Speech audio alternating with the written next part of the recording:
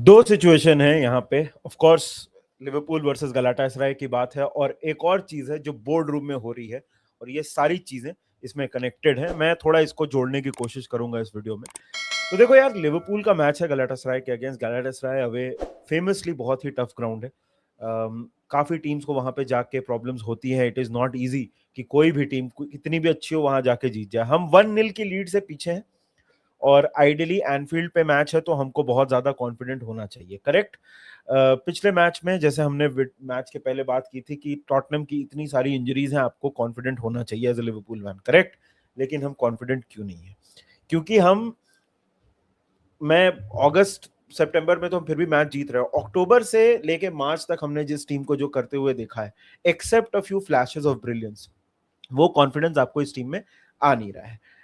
मैं एक और रूमर की बात करना चाहता हूं। जैसे दो चीजों की मैंने बात की, एक और रूमर यह है कि रिचर्ड ह्यूज जो लिवरपूल के स्पोर्टिंग डायरेक्टर हैं, उनकी शायद डील हो गई है और वो अल हिलाल शायद समर में चले जाएंगे। ये ऐसा बोला जा रहा है कि वो वहां पे मूव कर जाएंगे, because that is a much better पे पैकेज, और ऑब्वियसली सऊदी मनी बहुत ज्यादा ही उनको ऑफर हो रही है।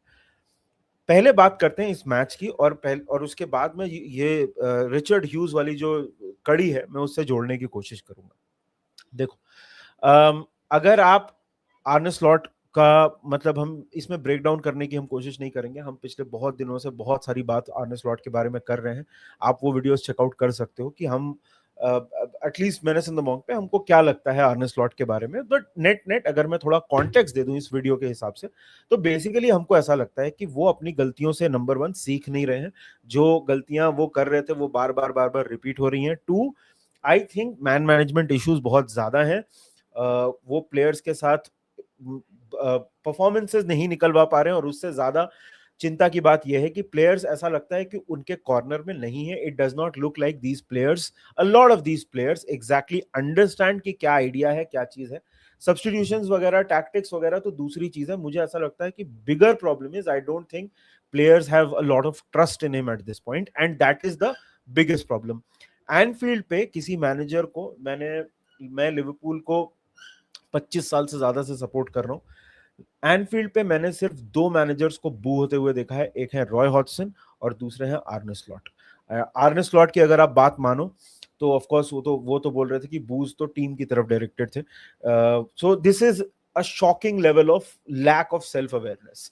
The boos were very much directed at Arne Slot, and मुझे ऐसा लगता है कि एनफील्ड से जब आप बूज कर मतलब फेस कर लेते हो ना, मुझे नहीं लगता है कि there is a way back into the team. खैर, उसमें मैं बाद में आता हूं। पहले गलाटासराय वाले मैच की बात करते हैं। देखो यार, ऐसा पॉसिबल है, बिल्कुल पॉसिबल है कि हम शायद ये मैच क्वालिफाई कर जाएं। लेकिन क्या मैं कॉन्फिडेंट हूं उस चीज को लेके? अगर मैं 100% ऑनेस्टली आपसे बात करूं, एज ऑफ नाउ मैच कल है, तो मैं 100% कॉन्फिडेंट नहीं हूं। हो सकता है हम क्वालिफाई कर जाएं, हो सकता है इंडिविजुअल क्वालिटी के बेसिस पे, मोमेंट्स ऑफ ब्रिलियंस के बेसिस पे हम क्वालिफाई कर जाएं। लेकिन again, it does not strike a lot of confidence in me, because 1-0 की लीड हमने बहुत बार ओवरटर्न, 1-0 तो क्या मतलब, इससे बड़ी बड़ी लीड्स हमने ओवरटर्न की है। 1-0 की लीड एनफील्ड पे आपको मोस्ट लिवरपूल फैंस पिछले साल तक भी अगर आप उनसे बात करते तो बोलते हैं हाँ कोई बड़ी बात नहीं है, हम इसको ओवरटर्न कर लेंगे, कोई कोई बहुत बड़ा इशू नहीं है, बिल्कुल पॉसिबल। आज a lot of Liverpool fans are nervous, and it has to do with the way this team has been playing. Team selection की जहां तक बात आती है, I think there are a few things जो आर्ने स्लॉट कर रहे हैं जिसकी वजह से डायरेक्टली टीम को नुकसान होता है। मुझे ऐसा लगता है कि कुछ प्लेयर्स ऐसे हैं जो understandably and admittedly world class नहीं है। वो ऐसे प्लेयर्स नहीं है जो आके आपकी हर प्रॉब्लम को सॉल्व कर देंगे। लेकिन अनफॉर्चुनेटली प्रॉब्लम यह है कि उनको चांस भी नहीं मिलता है as things stand, and that is a problem when it comes to Arne Slot and जो टैक्टिक्स वो खेलना चाहते हैं एट लिवरपूल। कर्टिस जोन्स उसके प्राइम एग्जांपल हैं। फ्रेडरिको किएजा उसके एक दूसरे एग्जांपल है। किएजा के लिए मुझे स्पेसिफिकली बुरा लगता है, क्योंकि वो एक ऐसे प्लेयर हैं जिनको हम मतलब जब आग लग जाती है तो हम उनके हाथ में बोलते हैं कि यार ये लो, मतलब और फूंक मार के पूरी आग को बुझा दो। सो उनके लिए मुझे स्पेसिफिकली बुरा लगता है। हमारे दूसरे प्लेयर्स भी फॉर्म में नहीं है, बट ओवरऑल आई थिंक ये प्रॉब्लम रॉट शुरू से ऊपर से स्टार्ट हो रहा है, and that rot starts from Arne Slot, और उसके पहले रिचर्ड ह्यूज। वीडियो बहुत लंबा नहीं करेंगे, तो अब मैं दूसरी बात पे आ जाता हूँ, रिचर्ड ह्यूज के कॉन्वर्सेशन पे। रिचर्ड ह्यूज ने आर्ने स्लॉट को अपॉइंट किया था, और अगेन दीज आर अनसब्सटैंशिएटेड रिपोर्ट्स, इनके बारे में 100% श्योरिटी नहीं है, लेकिन आप अगर मैक्सिमम लोगों से बात करोगे तो रिपोर्ट जो है वो यही कहेंगे कि आर्ने स्लॉट को रिचर्ड ह्यूज पूरी तरह से बैक कर रहे हैं, वो उनके ऊपर पूरी तरह से भरोसा कर रहे हैं। Now with Richard huge leaving, मुझे ऐसा लगता है कि ये गलाटासराय का जो मैच है ना, ये एक पॉइंट ऑफ रेकनिंग हो सकता है, और मुझे ऐसा लगता है कि इसके बेसिस पे एक डिसीजन लिया जा सकता है। एंड वो डिसीजन जो सैकिंग की मैं बात कर रहा हूं, and by the way just to make it clear, I don't think Arne Slot कुछ भी हो जाए इस मैच में, आर्ने स्लॉट को इस सीजन सैक किया जाएगा। बट आई थिंक समर में जो डिसीजन लिया जा सकता है, जो पॉसिबिलिटी है, अगर हम कल गलाटासराय के अगेंस्ट हार के बाहर हो जाते हैं, तो आई थिंक वो डिसीजन थोड़ा और स्टेड फास्ट हो जाएगा, और आर्ने स्लॉट के पास एक जो सेफ्टी नेट था रिचर्ड ह्यूज के रूप में, वो उनके पास नहीं रहेगा। So I think this is why this game becomes very very important. अगर रिचर्ड ह्यूज वाली जो न्यूज है, ऐसे तो मतलब किसी बहुत रेप्यूटेड सोर्स ने नहीं इसको रिपोर्ट किया है, लेकिन वो इस तरह की न्यूज आपको कंफर्म होती है by the end of the season also. ये स्पोर्टिंग डायरेक्टर है, तो बहुत ज्यादा इसके बारे में कवरेज होता नहीं है, बट काफी सोर्सेज ये रिपोर्ट कर रहे हैं, और ये न्यूज कोई पहली बार नहीं आई है, ये हमको अराउंड जनवरी दिसंबर भी हमको इस तरह की न्यूज देखने को मिली थी। अब क्या ये डिसीजन ऊपर से आया है कि भाई हम we want to get rid of him because हमने जो रिक्रूटमेंट देखी, या फिर हमने जो डिसीजंस लिया, स्लॉट के ऊपर जो इतना भरोसा दिखाया है हायरार्की ने, उसके ऊपर भी बात आई है। माइकल एडवर्ड्स भी इस पूरे डिस्कशन में आते हैं, हालांकि Michael Edwards I think that is a separate discussion, because I think he is not related with, मतलब वो एफएसजी को देख रहे हैं, और मतलब क्लब का टेक ओवर जो है दूसरे क्लब्स का टू क्लब मॉडल वॉटेवर जो फॉलो करने की कोशिश कर रही है एफएसजी, उसमें वो ज्यादा इन्वॉल्व है। रिक्रूटमेंट में ऑफ कोर्स उनका हाथ है, बट ही ऑफ कोर्स वो भी अपने, he can not wash his hands clean. वो ऐसा नहीं बोल सकते कि नहीं, हम मतलब मैं इसमें इन्वॉल्व नहीं हूँ।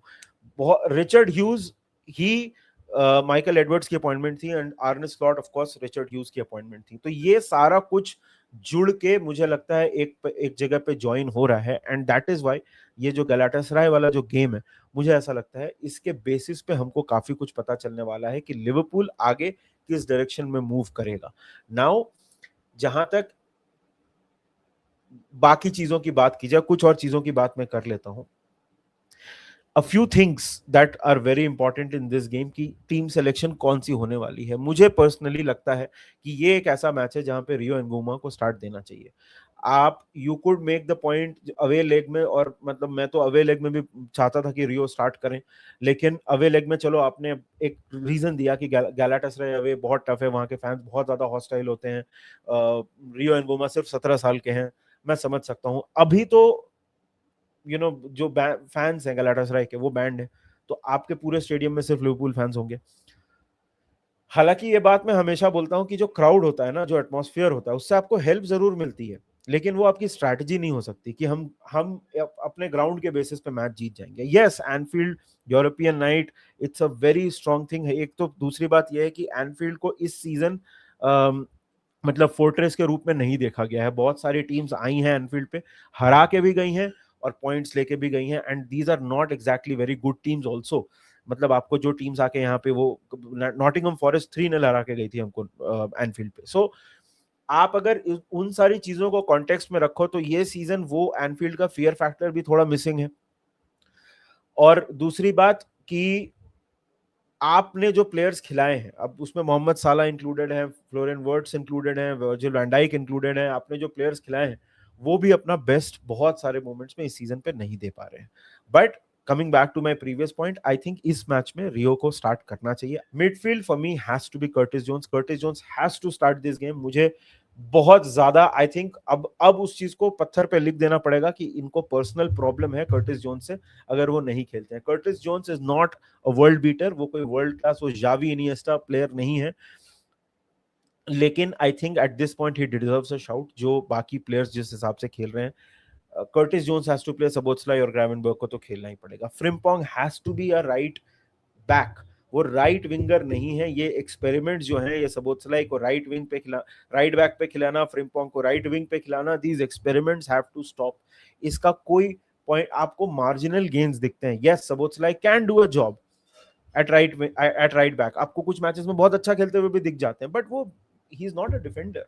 सो this has to stop. Frimpong has to be on right back. Van Dijk, Konate, again बहुत ज्यादा हमारे पास ऑप्शंस नहीं है. कोनाटे का अवे लेग में परफॉर्मेंस गलाटासराय के अगेंस्ट अच्छा नहीं था. Van Dijk was also not very impressive, but again centre back पे हमारे पास बहुत ज्यादा ऑप्शंस नहीं है. तो these have to play. These two have to play. Gomez, of course, as a substitute आ सकते हैं. Gomez के साथ भी फिटनेस इश्यूज हैं, तो आप you have to be a bit careful कि उनको, बिकॉज सीजन आपका बचा हुआ है अच्छा खासा, तो अगर उनको इंजरी हो गई तो आप you are down to absolute bare bones. And left back has to be Milos Kerkez. Again Milos Kerkez ने फीचर नहीं किया था स्पर्स के against, so I am expecting him to start this game. And Alisson has to be in goal. Alisson अभी fit हो गए हैं, तो एक प्लेयर जो स्पर्स के अगेंस्ट में बोलूंगा who earned his right was Alisson Becker. This is how I want us to play, and ये मैच बहुत ज्यादा क्रिटिकल है दोस्तों. I think this match can prove to be a point of reckoning for Arne Slot. इस match के basis पे मुझे ऐसा लगता है कि समर में जो होगा वो इस मैच के बेसिस पे बहुत ज्यादा डिसाइड होगा. एंड इस मैच के बेसिस पे ही हमको पता चलेगा कि लिवरपूल किस डायरेक्शन में समर में मूव करने वाली है. अगर आप फैन टेम्परेचर की बात करो तो I think that is pretty clear.